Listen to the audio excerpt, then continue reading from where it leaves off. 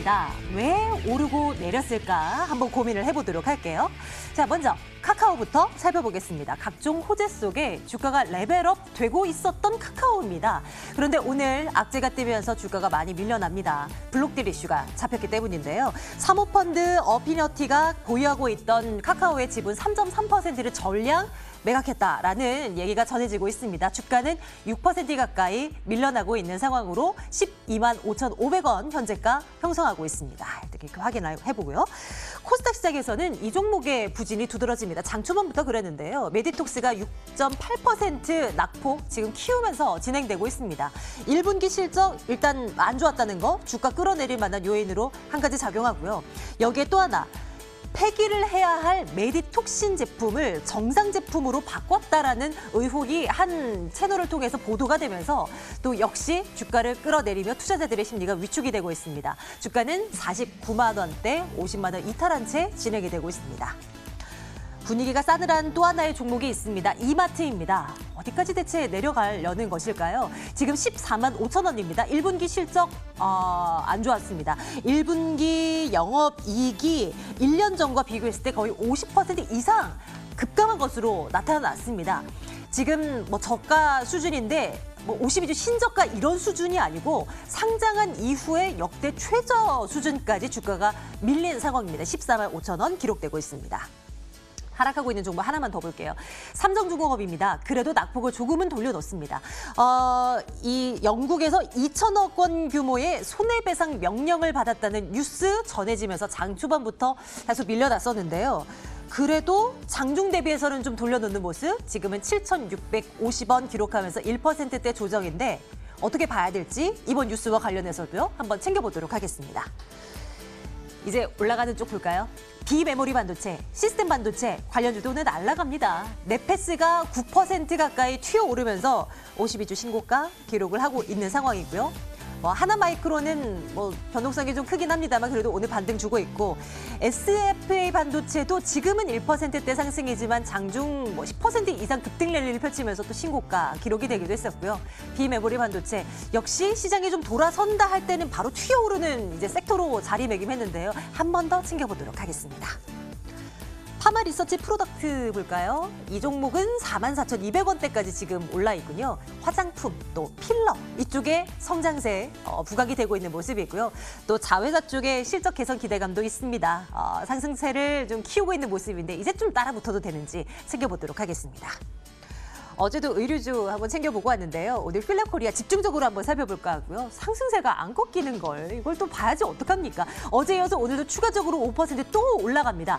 외국인 투자자들이 정말 엄청 삽니다. 요즘 한국 주식에서 좀 빠져나가고 있는 모습을 보이고 있는 외국인이 이 종목만큼은 매일매일 사고 있는데 정말 더 올라갈 것을 예감하고 있는 것일까요? 85,400원 현재 구간 진단해 보도록 할게요. 네, 금요일마다 이분 만나보고 있습니다. AR 인베스트먼트 오현진 팀장과 함께 말씀 나눌게요. 팀장님 어서 오세요. 네, 안녕하세요. 안녕하십니까. 필라코리아 먼저 볼게요. 사실 어제는 의류주 관련해서 얘기를 보면서 네네. 얘기를 나누면서 상승룸이 그렇게 크지는 않다라는 진단을 받았었거든요. 네네. 이 종목에 대한 팀장님의 의견도 함께 챙겨 듣겠습니다. 어떤 판단이세요? 네, 결국은 종목별로 다를 것 같아요. 그러니까 의류주가 많이 올라간 것은 사실인데 네. 그중에서도 밸류에이션에 대한 부담을 뚫고 갈 종목이 있고 이제 맞고 떨어질 종목이 있다라고 한다면 필라코리아는 뚫고 갈 종목이다라고 판단을 하고 있습니다.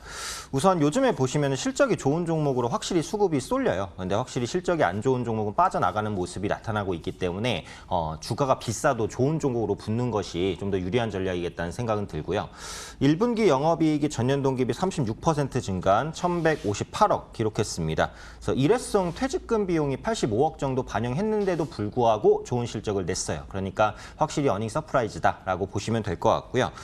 신발 시장 내에서 점유율이 꾸준하게 늘어나고 있습니다. 그래서 중국 법인도 고성장을 지속하고 있고 또 주요 상품을 기존의 의류에서 신발을 비롯한 자파로 확대하면서 판매 단가도 인상되고 또 계절성도 비껴나가는 그런 모습들이 나타나고 있다라고 보시면 되겠죠. 그래서 여름철에도 성장할 수 있는 종목이다라고 보고 있고 미국 매체에서 작년에 올해의 신발로 휠라를 선정을 했었어요. 그러니까 2018년에 선정을 한 건데 휠라 코리아의 이제 신발 중에 그 디스럽터 슈저라는 좀 투박하게 생긴 신발이 있습니다. 어글리 슈즈예요. 그렇죠. 네, 어글리 슈즈거든요. 그래서 어글리 슈즈의 인기가 아직까지도 지속이 되고 있기 때문에 뭐 이런 부분들에 대한 기대감은 계속해서 가져간다라고 보시면 되고 요즘에는 이제 신발을 사서 신지 않고 보관하고 이러신 분들도 많잖아요. 주변에 되게 많아요. 네, 수집을 하시는. 네. 그래서 그런 분들도 이제 하나씩 다 가지고 있는 또 신발이 이런 신발 중에 하나다라고 보기 때문에 그래요? 이런 부분들에 대한 기대감도 있다라고 보시면 될 것 같고요.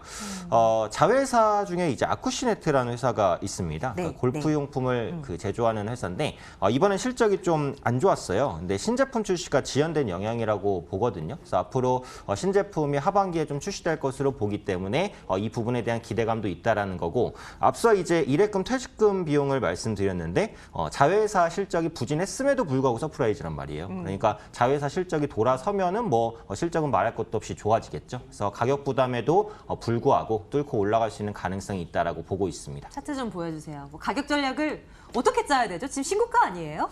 네, 그래서 신고가 가는 종목은 이제 매물이 없습니다. 그래서 작은 매수세에도 계속해서 밀려 올라갈 수 있는 가능성이 있고 이게 전고점에 대한 저항을 어제는 약간 받는 것 같았는데 오늘은 뚫어냈어요. 그래서 현재 시점에서도 접근이 가능하다라고 생각을 합니다. 사실 신고가 종목은 특별한 전략은 필요 없어요. 그러니까 손절가만 좀 짧게 잡고 어차피 달리는 말에 올라타는 전략이기 때문에 뭐 눌림이나 조정을 기다렸다 산다면 그건 신고가 종목을 사는 전략은 아니라고 봅니다. 그러면 지금 저 선 그어져 있는 오늘의 저점 부근을 예의주시하면 되는 건가요? 그렇죠. 그러니까 만약에 이제 이탈가를 잡는다면 상승을 보였던 가격의 저점 정도를 잡을 수도 있어요. 그러니까 매수는 현재가에서 가능하다라고 보는데 손절가를 잡자면 저점이 오늘 81,000원이잖아요. 그래서 81,000원 정도를 이탈가로 잡고 한 9만 원대까지는 노릴 수 있지 않을까. 또 요즘에 가는 종목이 가는 패턴이니까 그런 흐름을 좀 눈여겨 보셔도 좋을 것 같습니다. 잘 가요. 진짜 잘 가요. 하면 꺾이겠지 싶은데 더 잘 가고요. 투자 네. 의견은 당연히 좋아요. 네, 물론 좋아요 드리도록 하겠습니다. 휠라코리아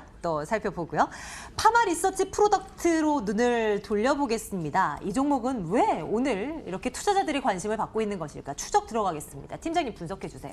네, 그래서 이제 영위하고 있는 사업이 대부분 기대감이 좀 큰 것 같아요. 우선은 그 자회사 중에 파마 리서치 바이오라는 회사가 있는데 이 부분의 성장이 기대됩니다. 그래서 보툴리눔 톡신 그 리엔톡스가 올해 초 판매를 시작했고 2분기부터 이제 실적에 긍정적인 영향을 끼칠 것으로 좀 보여지고 있고 이 파마 리서치 바이오의 영업 적자가 많이 좀 줄어든 추세예요. 그래서 하반기 흑자 전환도 기대가 되고 TV 광고도 좀 많이 할 것으로 보여지고 있어요. 그러면서 브랜드 가치를 조금씩 끌어올릴 것으로 지금 판단을 하고 있고요.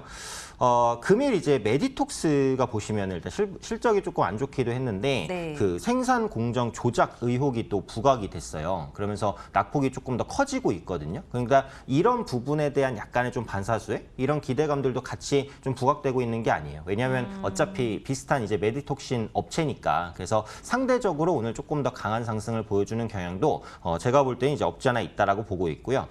또 파마 리서치 프로덕트가 그 영위하는 사업 중에 화장품 부분 사업이 있습니다. 그래서 세포 재생에 도움을 주는 기능성 화장품 리쥬란 코스메틱이라는 화장품이 있는데 이게 이제 홈쇼핑에서 계속해서 반복해서 나오면서 판매가 증가가 되고 있고요. 지방 영업도 강화하면서 실적이 빠른 속도로 개선이 되고 있습니다. 그리고 이게 세포 재생 화장품이다, 기능성 화장품이다, 뭐 의약품적인 성격을 갖췄다라고 해서 가격이 좀 비싸요. 그래서 한 10만 원대에서 20만 원대, 거의 30만 원대까지도 가격이 형성돼 있는데 그럼에도 불구하고 블로그 리뷰라든지 이런 것들을 타고 판매가 여전히 잘 되고 있어요. 이게 기본적으로 비싼 제품이기 때문에 판매 단가가 높고 마진도 그만큼 높습니다. 그래서 그런 기대감이 오늘 좀 복합적으로 작용되고 있다. 그래서 메디톡신에 대한 기대감, 그다음에 기능성 화장품에 대한 기대감 이 두 가지를 체크해 볼 수 있는 종목이라고 보시면 되겠습니다. 추가적인 상승이 가능할 것인가에 대한 부분을 논한다면 어때요? 지금 들어가는 거 오케이입니까? 네, 그래서 제가 요거를 봤을 때는 원래 전고점을 못 뚫었을 때인데요. 지금 보니까 직전 고점을 좀 뚫고 나가고 있어요. 그러니까 아까도 말씀드렸듯이 최근에는 종목이 수급이 쏠리면 이제 빠르게 좀 쏠리고 실적 기대감이 있는 종목은 생각보다 좀 더 오버슈팅하는 경향도 있다라고 보기 때문에 네. 이 종목 역시도 현재 시점에선 추가 상승이 가능할 것 같아요. 호호. 그래서 투자 의견을 좋아요 제가 갈까요? 네, 글쎄요로 드렸었는데 지금은 좋아요로 좀 바꿔서 말씀을 드려야 될 것 같습니다.